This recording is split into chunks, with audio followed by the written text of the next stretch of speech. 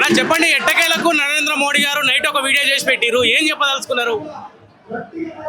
నరేంద్ర మోడీ గారు ఈ దేశంలో ఉన్నటువంటి యువతను ఓట్లు దండుకోవడానికి తప్ప ఆయన చెప్పినటువంటి 2 కోట్ల సంవత్సరానికి 2 కోట్ల ఉద్యోగాలు నీరు గార్చిండు.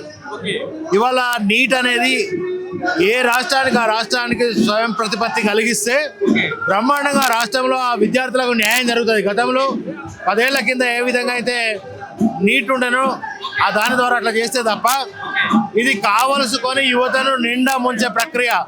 పేపర్లు లీకేజ్ చేయడం అనేది బీజేపీ ఒక సొంతంగా చేసుకున్నటువంటి ప్రక్రియ కనుక వెంటనే ఈ నీట్ అనేటువంటి దీని మీద వెంటనే ఆయనను విద్యాశాఖ మంత్రిని తక్షణమే తొలగించి విద్యార్థులకు న్యాయం చేసి మళ్ళీ నీటి పరీక్షలు పెట్టి ఆ విద్యార్థులకు న్యాయం చేయవలసిందిగా డిమాండ్ చేస్తాం.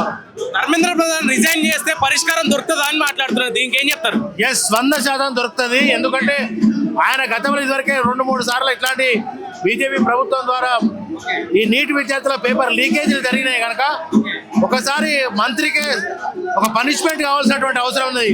ఇంతమంది లక్షలాది మంది విద్యార్థులతో వాళ్ళు చెలగాటం ఆడుతూ ఉన్నారు కనుక ఆ వెంటనే ఆ ధర్మేంద్ర ప్రసాద్ వెంటనే రాజీనామా చేయాల్సిందిగా విద్యార్థుల పక్షాన మేము డిమాండ్ చేస్తా ఉన్నాం. గత నెల రోజులుగా విద్యార్థులు శాంతియుత నిరసనలు తెలుపుతుంటే వాళ్ళను యాంటీ నేషనల్స్, ఉగ్రవాదులు అని చెప్పేసి మాట్లాడుతున్నారు, దీనికి ఏం చెప్తారన్న? బీజేపీకి ఎవరు వ్యతిరేకంగా మాట్లాడితే వాళ్ళు ఉగ్రవాదులు అవుతారు, ఇక వాళ్ళని ఏదైనా చేస్తారు తప్ప. నిన్న ఎంత అరాచకంగా విద్యార్థుల మీద దాడి జరిగిందంటే వాళ్ళు ఉగ్రవాదుల కంటే దారుణంగా ఇలా బీజేపీ పార్టీ చూస్తూ ఉంది. దీనికి తగిన మూల్యం బీజేపీ చెల్లించుకోక తప్పదు. ఏం చెప్పదలుచుకున్నారు? ధర్నా చౌక్ వేదికగా బీఆర్ఎస్వి ఆధ్వర్యంలో ఏం చెప్పదలుచుకున్నారు? బీఆర్ఎస్ పార్టీ పక్షాన ఇవాళ కేటీఆర్ గారు బీఆర్ఎస్ పార్టీ మొత్తంగా దేశంలో ఉన్నటువంటి నీటి విద్యార్థులకు వాళ్ళకి న్యాయం జరిగే వరకు బీఆర్ఎస్ పార్టీ అండగా ఉంటుంది కేటీఆర్ గారి నాయకత్వంలో.